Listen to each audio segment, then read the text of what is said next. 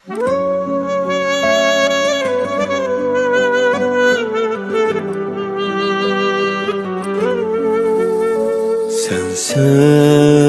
derdimizi açtığımız, böldüğümüz.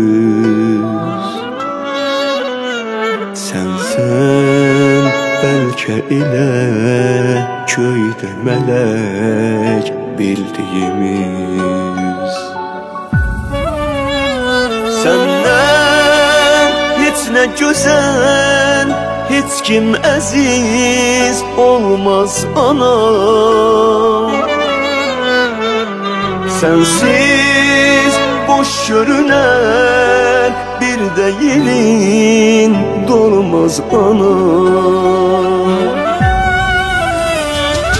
Sen dünyanın güzel eden sen, ne yakşı ki varsan.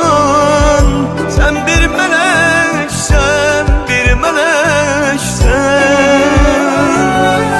Sen dünyada ben etirli gülsen. Sen bir çiçeksen, bir çiçeksen.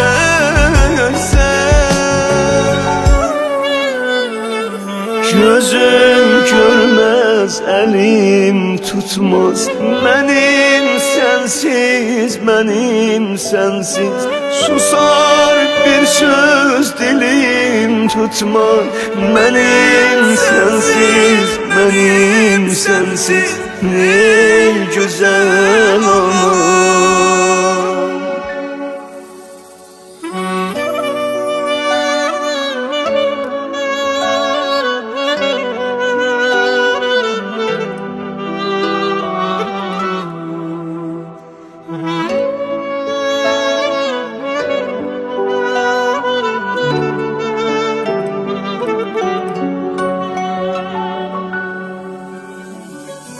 Vaxtsız ağaran ah tellerine, her baxdıqca canım yandı.